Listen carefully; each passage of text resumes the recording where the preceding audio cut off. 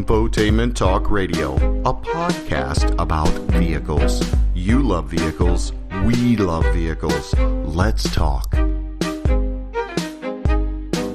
Infotainment Talk Radio with your hosts, Doug and Joel.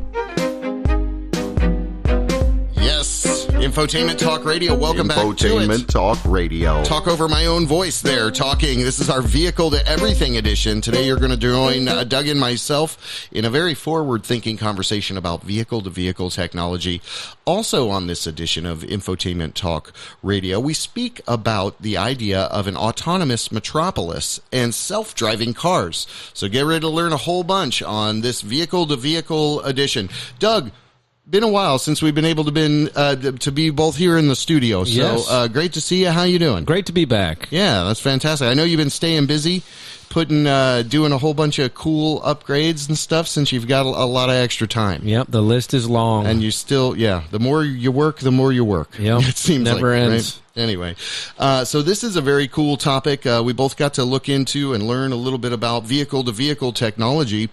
I think for the most part, it's been around for a number of years, but the idea of this episode is that it really is 10 years from now could really be a huge deal in automobiles. Yes, and I think it's the future of automobiles, really. I agree with you. And all the data, it's going to be so data rich, all the vehicles getting this stuff from each vehicle to each vehicle, it's really going to help with safety. And there's so many real world applications with things that we're doing things a certain way now, but in the future with this technology, we could really just be able to jump into a car, flag a car with our phone, here it comes, and brings us to the restaurant and makes suggestions on the way, perhaps, or tells us about the movie afterwards, if we're all allowed to go back out into the world, of course, which we will be hopefully very soon. Hopefully soon. But that brings up a good topic real quick before we go into this video. COVID-19, and at Infotainment.com, they take measures to ensure that everything is up to a high standard of quality and cleanliness when it departs from the facility. So absolutely. Infotainment.com for more information. But right now, let's play this V2V. This is a great overview of V2V communication from the U.S. Department of Transportation. Imagine a future where vehicles are able to communicate with each other. This vehicle-to-vehicle, or V2V, technology would provide drivers with crucial information when they need it and provide them with a warning of a potential crash. V2V provides drivers with 360-degree awareness of similarly equipped vehicles within a range of approximately 300 meters, or 984 feet. This secure system keeps personal information anonymous and does not track your vehicle. Drivers will receive warnings that inform them of potential hazards through a visual display, seat vibration, or tone. These are only warnings. The driver remains in control of the vehicle at all times. These warnings can help drivers respond quickly to avoid potential crashes. For example, the Intersection Movement Assist application warns drivers when it's unsafe to enter an intersection. The Do Not Pass application warns drivers when it is not safe to pass a slower moving vehicle. The Emergency Electronic Brake Light application notifies the driver when an out-of-sight vehicle several cars ahead is braking. The Blind Spot Warning application allows drivers to virtually see what's happening in his or her blind spot. These are just a few of the apps that may be available to help prevent car crashes in the near future. So how does V2V work? V2V uses a wireless protocol similar to Wi-Fi called Dedicated Short-Range Communications, or DSRC for short. When DSRC is combined with GPS technology, the result is a low-cost V2V communication system that provides a 360-degree view of similarly equipped vehicles within communication range.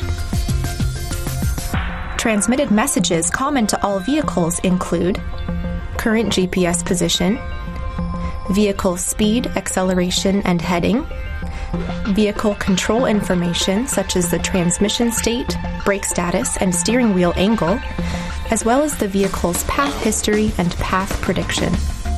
V2V does not include current advanced technologies such as navigation, internet access, assistance services, rear view cameras, and other advanced technologies. Now it's your turn. Are you ready for V2V technology in your next vehicle? Yes. Wow, that all sounds super great, right? It's just such an awesome safety thing. I mean, as you listen to the video there, they're talking about things like blind spot monitoring. Yeah. Those are, features, the automatic braking, stuff like that, which uses sensors in the vehicle primarily. But V2V kind of takes it a step further where it's communicating with vehicles that are maybe, 10 cars ahead of it, and that slams on their brakes, and it notifies your car, letting you know that there's something in the road. Amazing. It's such a cool safety. Yeah, don't go around this truck now. I remember when I was driving with my dad, and cars were a lot bigger back then, but he would always have me check the right-hand side of the, all right, it's clear on the right of way. We're at a stoplight or whatever, but I was like his human little V2V. Okay, looking good, Dad. Go ahead, take the left. And... but this is embedded in the vehicle, so it's not anything to be afraid of. They clearly said it's not GPS, it's not internet Wi-Fi, it's not a backup camera. It's a technology that will communicate with other vehicles that also have that similar technology. Yeah. And, it says here, safercar.gov, reading through this article here. Oh, yeah. It talks about, its life-saving potential into reality. The NHTSA estimates that when fully deployed, V2V technology has the potential to address approximately 80% of multi-vehicle crashes. Wow. So if you think about a lot of the crashes that are out there are due to human error. So if you have this technology in the vehicle, I mean, it would certainly make it a lot safer for the driver. And then, several years down the road when things are fully autonomous, you don't even have a human driver; it just drives itself. And it's hard. So it's a great first step. I don't want to give up control of driving, though. Yeah. I mean, do you? I enjoy driving for the most part, I guess. Later on in this episode, we kind of talk about that, where you could have a car that, takes the kids to school, then it picks up some errands, it stops at the grocery store, it goes back to the house, and then maybe drops you or picks you up from work, takes you home, then goes and gets the kids. So you could technically have one vehicle that does everything. You would really love it, though. Yeah, you're sitting in there, you're doing your work while you're traveling around. You don't have to worry about, I've got to spend my time at home. I could do it in the car. Yeah, I mean, you become immediately productive. When you sit in the car, which is say at 8:30 and takes a half an hour to get to work, you're working for 30 minutes there when you wouldn't have before. So you're immediately more productive. Yeah, you're getting there or you're doing the work on your way. Yep. It's a big difference. Even though people enjoy driving themselves around. Yeah. I think when you see the efficiency of what this can give people, people will want to. Oh, I think it will adopt very especially quickly. In bigger cities, right? I think people will be reluctant at first, but once they realize, okay, wait a second, there's not a lot of crashes, it's very safe, and I think people will adopt it pretty quickly. Well, that's a great article from safercar.gov about V2V technologies, vehicle-to-vehicle communications. And we're just going to kind of go through some of these. What's the next one down there? Is that a V2I? V2I, yes. V2I is... so it's vehicle to infrastructure. Vehicle to infrastructure technology. So that means buildings. Yes, like the next generation of intelligent transportation systems.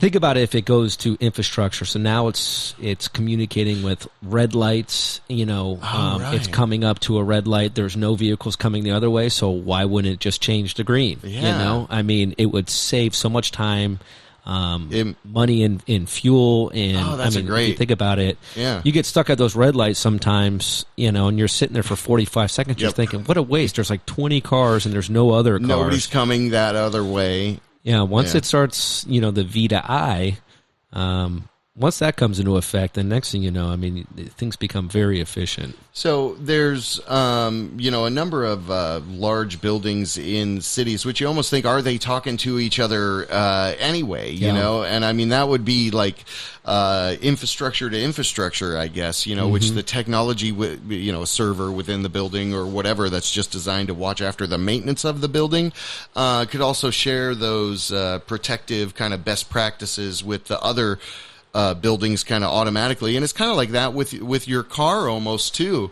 I mean, when you think about the information, when the vehicle to vehicle, at some point in the future, it could be, here are certain metrics that if your vehicle doesn't follow, it's going to fall into disrepair. Or if people are, still driving their car, like you said, just the whole idea of saving gasoline, and saving time and energy, it's a huge win. Yeah, and then if it, to the infrastructure itself, you have officials who will look at this data and say, okay, this is when all the traffic is happening. They're going in this direction at this time. They're typically being stopped here, and we need to maybe put another lane in on this side, and all that. It's just so much data for them to be able to analyze it, And the ideas, too, of this article goes on to share, I think I'm on the right article here, but when you think about, people saying no to the idea, what if they could get hacked? Yeah. The vehicle, like telling you, just keep going. There's nothing up ahead, but there is, and you can see it. Yeah. So there is that whole scary interval of time where it's like you've got to learn to trust the technology. So I know it's probably about a decade old, this whole V2V idea, concept, technology.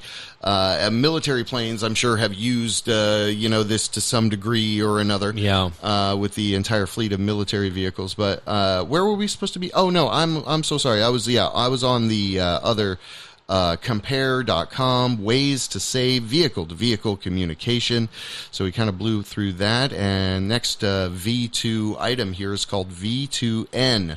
In relation to V2X, or vehicle-to-network, enables both broadcast and unicast communications to take place between vehicles, and V2X management vehicle-to-vehicle networks. These systems connect vehicles to cellular infrastructure and the cloud, so drivers can take advantage of their in-vehicle services, which again sounds really cool. Your whole office right there. Yeah, and that's more of like almost what they have in vehicles nowadays, where you have wireless in your vehicle within the infotainment system. So there are a lot of them already network driven, where they're communicating either by 3G or 4G currently.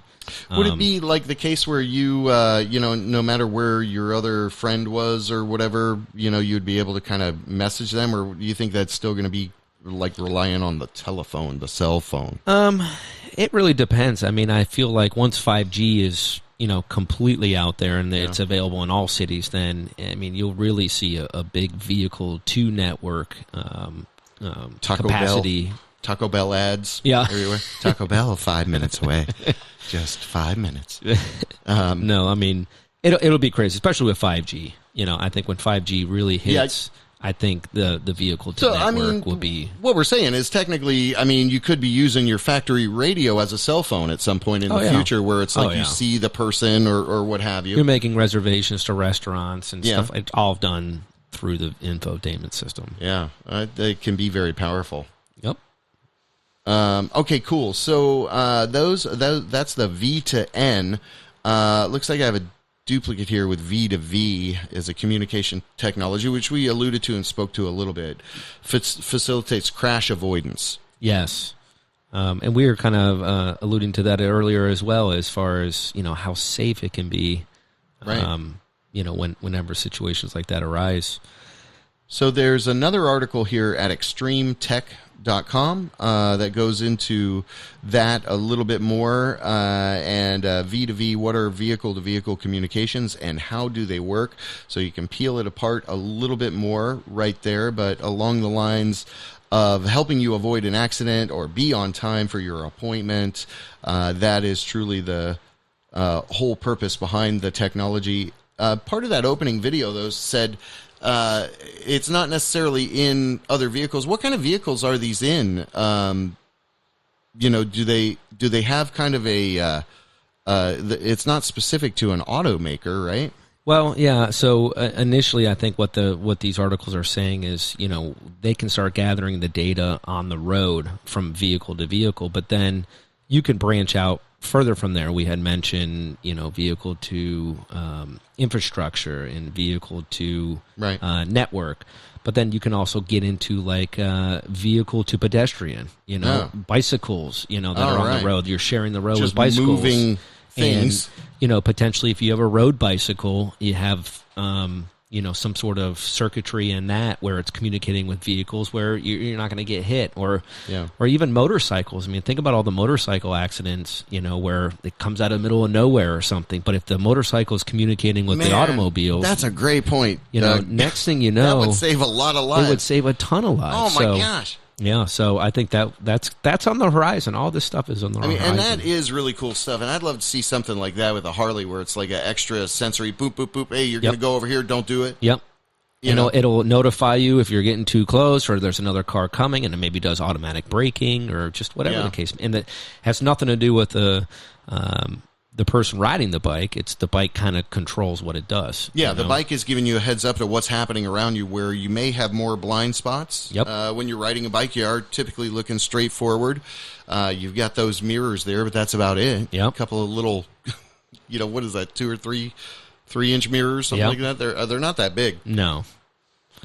But yeah, certainly, in the article, it also talks about, children being pushed in strollers and people using wheelchairs and mobility devices. And, soon this could all be stuff that's communicating with each other to kind of take the human element out, and it's more, you're relying more on computers and, keeping you safe, Yeah, I know there's somebody somewhere saying nope. Yeah. That's how they get you. Yeah. Nope. It all starts somewhere. That's exactly how it is. They get you.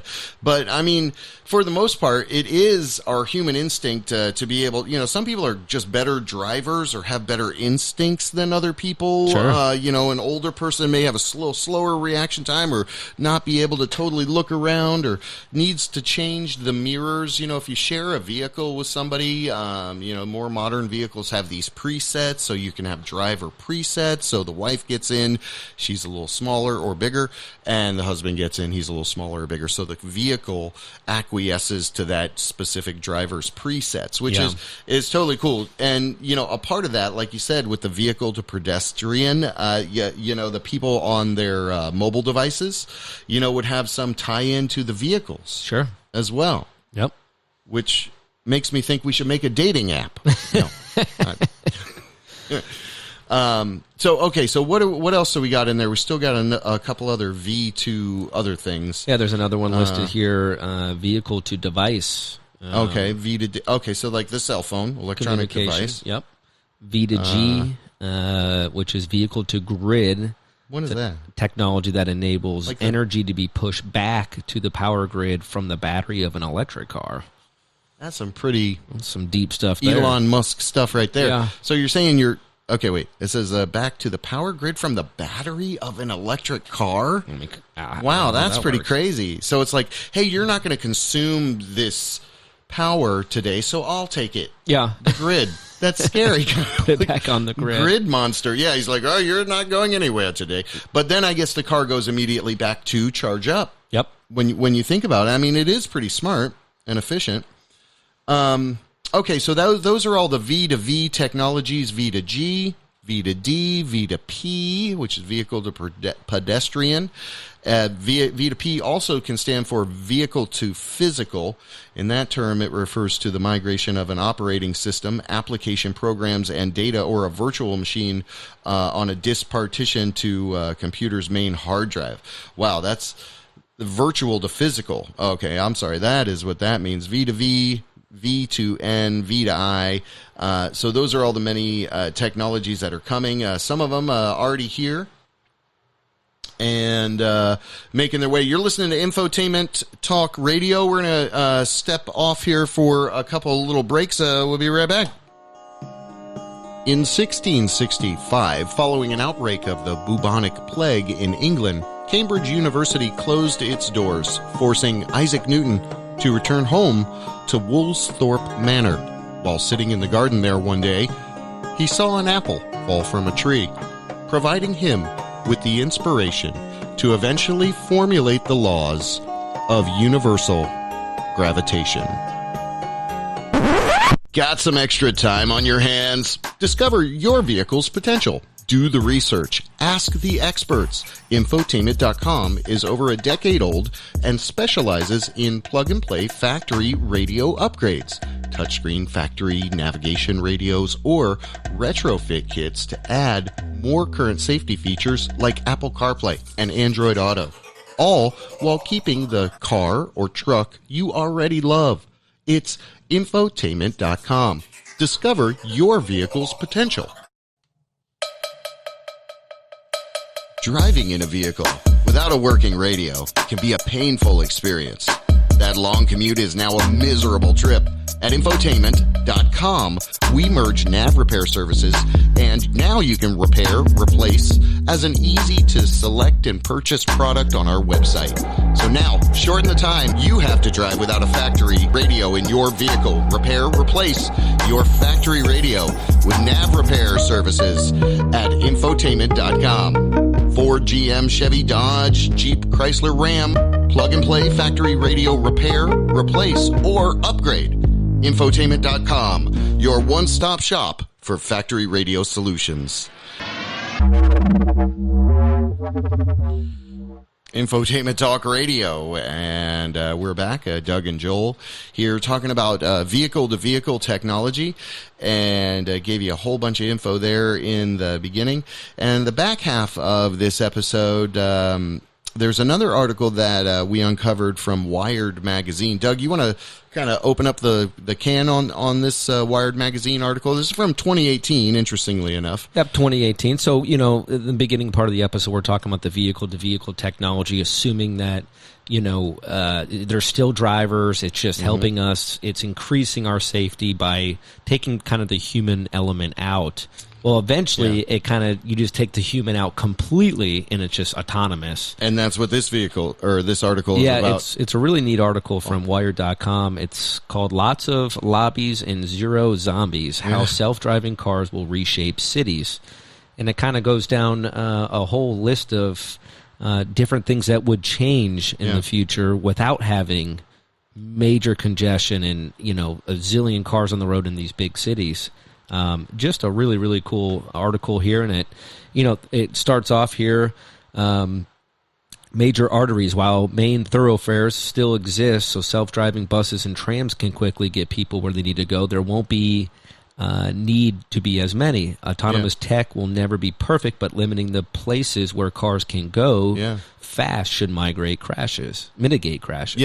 Yeah, so and that's awesome. So they're saying major arteries, right? And so all of these big traffic jams and everything that, could slow you down and, make you frustrated first thing in the morning. They're saying, let's design a city where that doesn't even exist. Yeah, I mean, if you think about these big cities, the 6-lane highways. Yeah. And, I mean, well, the I-4 thing, too, here in Orlando, they've been working on that for the longest time, and they're just making it wider and wider. They can't make it wide enough. Yep. And so the article goes on to talk about the fact that in these cities there's going to be more green space. It says right here, even little bits of green, a tree here, a parklet there.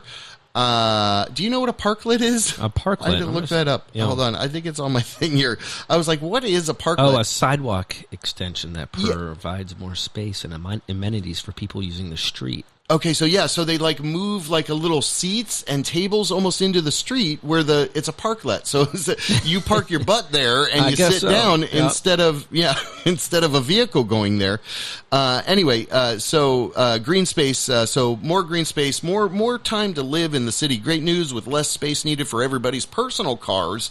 Nature can be everywhere. Also, why not move water runoff above ground as streams for pedestrians to enjoy? That's a brilliant idea. Yeah, I never thought of that. Typically it just goes down in the storm sewer, and then it goes out a pipe into some water, into a lake or a pond. Yeah. And it would be kind of nice to see that, streams and whatnot. Streams, yeah, but you wouldn't want the wastewater or anything like that. Yeah, but just stuff reclamation. Yeah.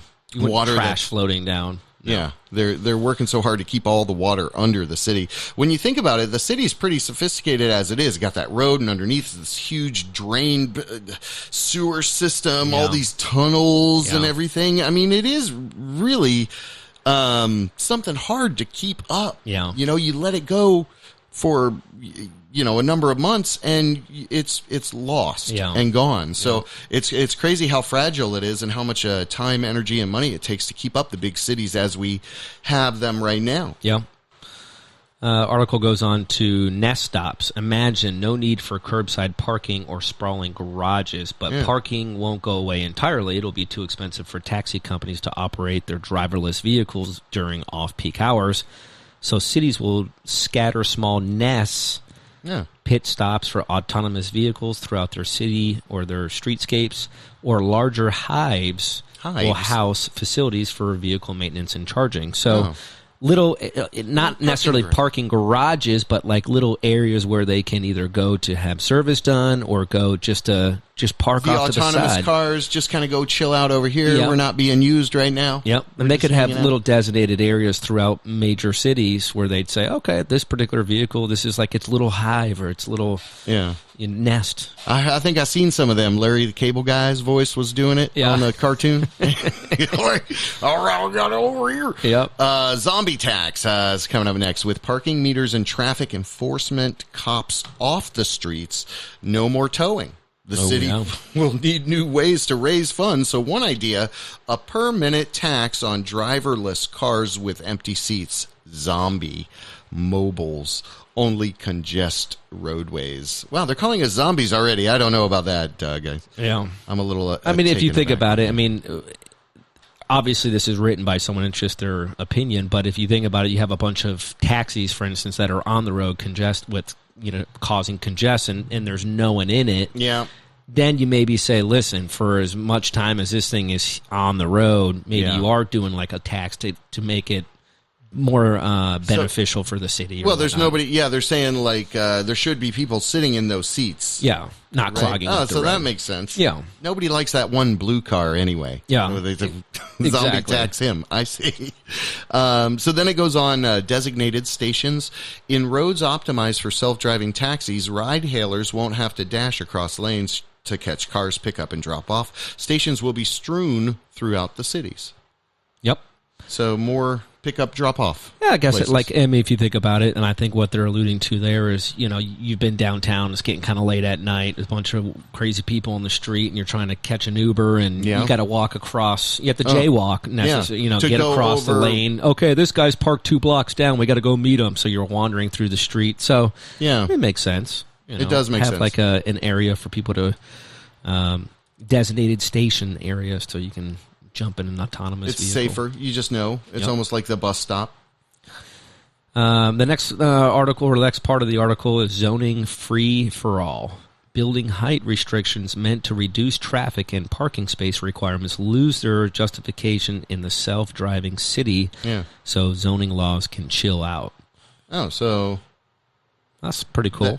That means the way that they build stuff. Yeah, so let's just say they're only going to allow a 2 or 3 story office building because that only holds a certain number of people. Yeah. Well, now if it's not going to hold if it's going to hold less parking, then you can go up 20 stories. Pretty cool. Because you're not going to have to park all those people. You don't have to worry about the maintenance of the people getting here because everything's just going back and forth. Yep.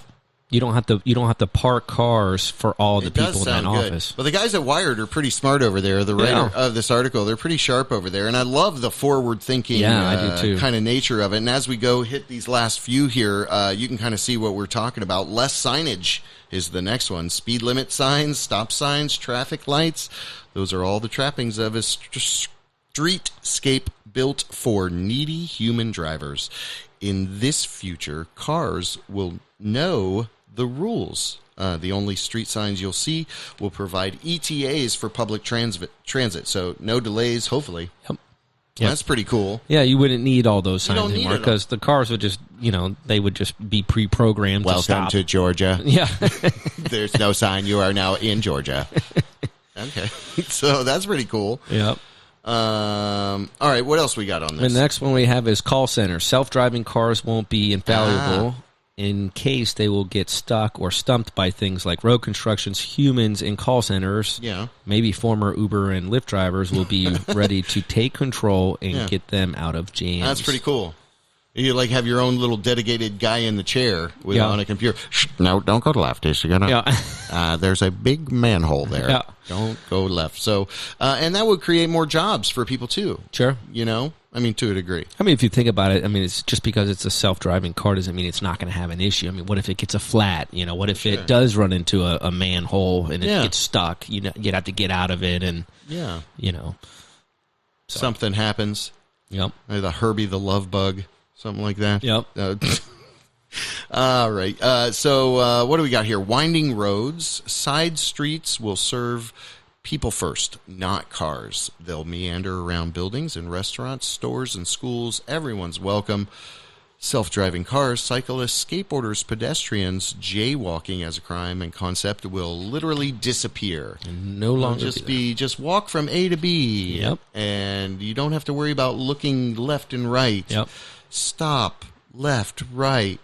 Cross the street. Yep. You had to always hold somebody. Were you ever a crossing guard in school? No. I thought I was for a little while. I thought it was so cool. Did you wear like the neon Orange vest? Yep. You know it. Yeah, I got to take a little stop sign home. Yeah. That was pretty cool. That's Anyway, cool. I only did it, and then I think we had to move from there. Next one. Too much stories. All right. No. Let's go. Specialization. Large self-driving vehicles will serve different functions at different times. I alluded to this earlier. In the instance, you take the kids to school in the morning, make deliveries through and during the day, take the kids home in the evening, assist with birthday bar crawls late into the night. I mean, you would have these families that, typically have 2, 3, maybe 4 cars, depending on how old the kids are. And technically, if you think about it, you'd have one car that just does everything all day. Well, you're exactly right. I mean, sometimes the kid's got to be at soccer, and this one's got to go to ballerina or dance class, and mom's running all around and taking these kids and stopping at Starbucks because she's just utterly like, I just got to now. I have 5 minutes to get myself a coffee. Yep. So, it gives us as the humans more time back in our lives. You become so much more productive if you're not doing. I mean, if you think about getting into a car, like, the way I envision it is you're not going to get into a car and there's going to be a steering wheel and a gas pedal on this. It's going to be almost like 2 couches facing each other with a big table. Yeah. And you can do work there. You can do homework. Yeah. You can eat lunch, right there in the car. It's not going to be a steering wheel. It's going to be it's going to be like a little moving living room. A little movie theater for you. Yeah. Kind of like a pod for you just to hang out in until you get to your destination almost. Yep. That's how I see it too. Yep. These guys, they really are forward thinking, even to the point of saying, like this next one, you think about lobby boom. When cars don't park, no one enters buildings through the garage. They'll always enter through the lobby. So architects expect that everything from apartment complexes to dreary office buildings will have more elaborate entrances. So it's time to invest in that koi pond startup. Yep. Koi ponds are cool. In like Winter Park, there's that little outdoor part of the strip mall. Yeah, it's by that French restaurant. I forget what the name of it is, but it does make a great point there. Yeah. We can really be all more about the aesthetics of you walk into a lobby, it's marvelous. Yeah, you see everything, and typically you're going in through a garage, like they're saying, and you don't. I mean, you go into an elevator and then you go up. You never really go in through the lobby. There's no big kind of formal experience, unless you're staying there. Yeah, you come in through a lobby, but I like that aspect of it too, where the buildings and environments that we're going to are going to be more designed, for our pleasure, as it were. Anyway, okay, so we got another one here, and this is the last one from the Wired magazine. Yep, and this one is delivery bots. So street droids will make house calls for mail, groceries, and supplies while fleets of flying drones handle bigger orders. Yeah, that's At the end of their shifts, the delivery bots return to the mothership, a self-driving van. That's crazy. See, some of that stuff is kind of even happening already, and this was written in 2018, a couple years ago. Yeah. So there it is. That is Infotainment Talk Radio. That's our vehicle-to-vehicle edition. So don't be scared of the technology. It sounds like everything that's coming is going to be wonderful. And the interesting thing here to us here at infotainment.com is it's all starting with the vehicle. Yes. All this change. Yeah, it's amazing. So, hey, listen, I hope you have a great weekend. Stay safe out there. Thanks for joining us on this edition of Infotainment Talk Radio. Keep looking forward. From Joel and Doug. Have a great one. Take care. Rock and roll. All right, we're going to close out with this little spot. We'll see you on the next production. Hey, neighbor, what are you doing? Working on this Jeep? Yeah, hey, buddy. Yeah, man.